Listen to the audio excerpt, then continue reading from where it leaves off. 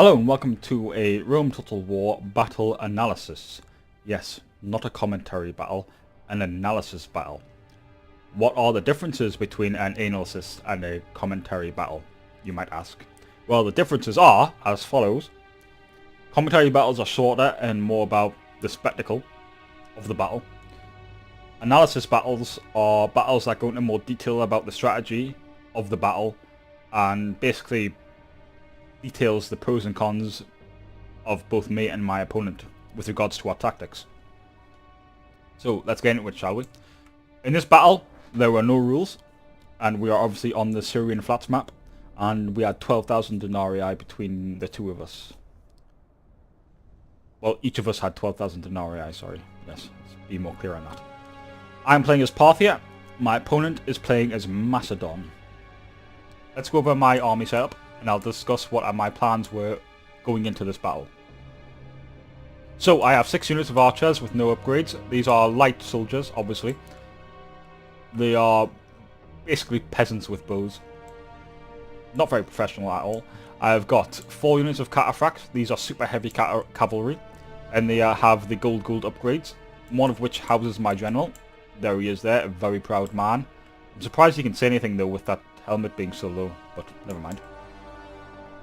I've got 1 unit of Bedouin warriors. These are camel-mounted cavalry, as you can see. Now, the great thing about camel-mounted cavalry is that they apply the scared by camel debuff to other enemy cavalry. I have 1 unit of horse archers with a bronze attack upgrade. This is a throwaway unit. I have 2 units of Persian cavalry with a gold upgrade. Now, Persian cavalry are a very good unit in Rome Total War because they are a very versatile unit. They can act as light melee cavalry. I believe their melee stats are actually better than the Greek cavalry. And they are obviously, as you can see, armed with bow and arrows, so they can be skirmish cavalry as well.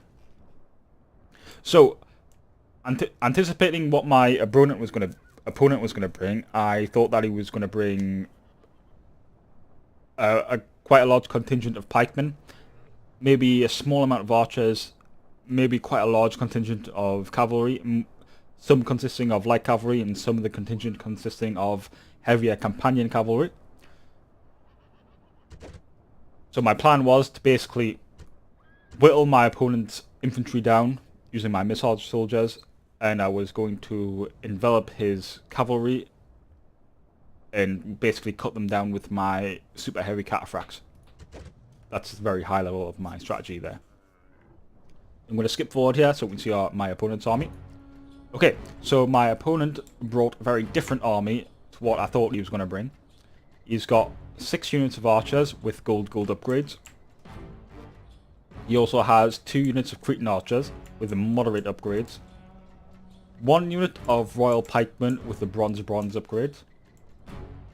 He has 1, 2, 3, 4,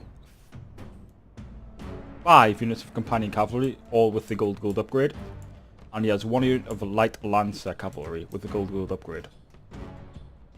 Now, I tend not to upgrade archers unless they're an elite archer unit, like the chosen archers in the barbarian factions, because archers are very cheap, and I generally consider them a throwaway unit. I would have put the upgrades from these archers into the Cretan archers. Also, another thing I want to criticize my opponent on doing is not fully upgrading his general's unit. Now, your general is a very powerful reserve unit, and you obviously want to upgrade him as much as possible so that he survives for longer. Because if your general dies, the game's over, essentially. Or it's very hard to recover the game. Now, let's talk about the cores of our army.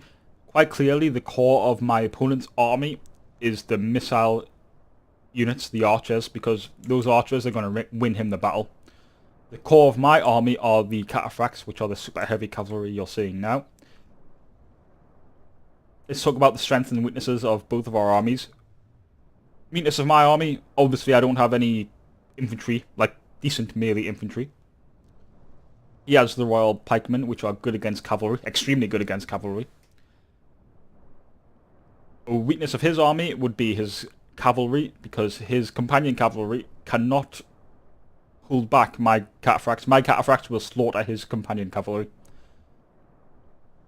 Okay, so what my opponent should have done was identify the component of my army that needs to be destroyed quickly, which would be the cataphracts. The cataphracts are the biggest threat to his army. Now, the biggest threat to my army are his archers, because there's so many of them. They can butcher my cavalry units, especially because cavalry units are smaller in size. So I need to take care of his archers. However, archers aren't a very good call in my opinion, because they take too long to actually kill an opponent. They take too long to kill a unit. So I wouldn't have put so much money into archers if I was playing as Macedon against Parthia. What I would have done instead is I would have perhaps spent obviously less on the archers, as I mentioned before, but I would have put that money into phalanx pikemen. Now the reason I say phalanx pikemen and not royal pikemen is because phalanx pikemen are cheaper than the royal pikemen. You don't actually need a decent pike unit to defeat cavalry. You just need to make sure that the pikemen have an alright morale, so that they don't run away, obviously, that when they encounter an elite unit. And obviously you want to be using the pikes to spear the cavalry to death. Very effective, so you don't need elite pike infantry to deal with cavalry. In fact, you need numbers, because you want to make sure that you can try and snag a cavalry unit on one of your infantry units, because obviously the cavalry units are far quicker or faster than the infantry units. So I would have focused more on the pike infantry than the archers if I was playing as Macedon. So what I do now is I run my archers up. Now the reason why is because obviously my tactics have changed now. My archers are a throwaway unit at this point. I cannot beat his missile advantage with my archers, at least. So I'd run them up so that they take the brunt of the enemy fire.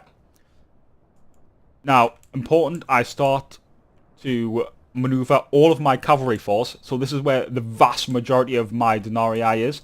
To the right, my opponent's left. In doing this, my opponent should have immediately ran his pikemen to his left to counter my cavalry. He should have also taken his archers, the majority of his archers, and swung them round to about here maybe, and started to prioritize hitting my cataphracts to whittle them down as much as possible. Because like I said, only thing that can really counter my cataphracts in his army are his pikemen. And even then, those are going to need to be supported by some other unit, by his cavalry, because I can easily envelop one unit of pikemen. So he should have realised the threat of my cavalry here. But instead, his archers pretty much remain still, and they focus fire on my archers. At which point I don't really care about. So I send my throwaway horse archer unit up to take the brunt of his archer fire here. Now, important to note that his archers start running away. This means that they're not firing at me, which is obviously great for me. I also try and entice my opponent to charge early, which he does. So I'm moving up my entire cavalry contingent. So my opponent begins to charge me. Now this again was another mistake by my opponent. What he should have done is he should have perhaps moved his 2 units of companion cavalry you see here and here back, so that they can properly be supported by other cavalry units that he has and his pikemen. Notice that he hasn't moved these archers. This unit of archers, this unit of archers, this and this unit of archers are pretty much neutralized in the battle. They're doing nothing. As well as these pikemen. These pikemen still haven't moved. So, yeah, my opponent needed to get a move on with his pikemen here. So, you'll see the power of the cataphracts in action.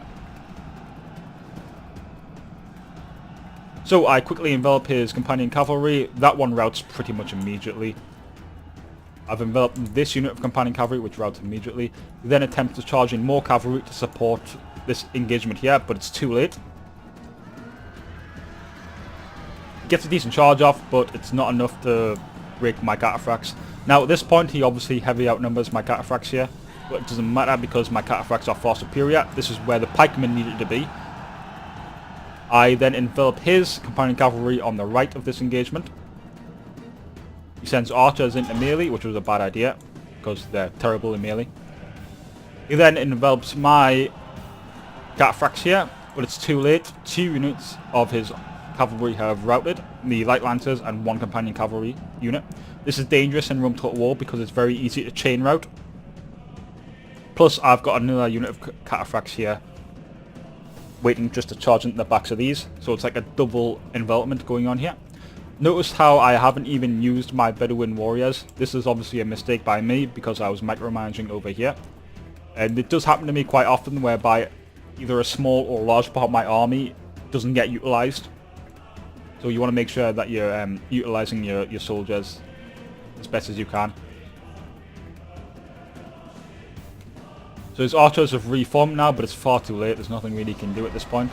The last of his cavalry routes, and it's at this point in the battle where my opponent can't really do anything. Like, I've won the battle at this point. His pikemen are too late into the engagement. I'm going to pull out by the time they get there.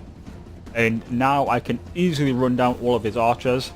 And I can easily, once I've done that, I can easily envelop that one unit of pikemen. And I think my opponent realizes this because in 3, 2, 1, boom! Nope. 3, 2, 1, boom! Nope.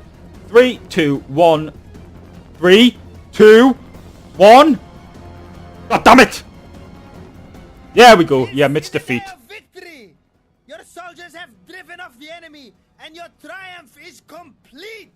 There we go. That's a battle won by me.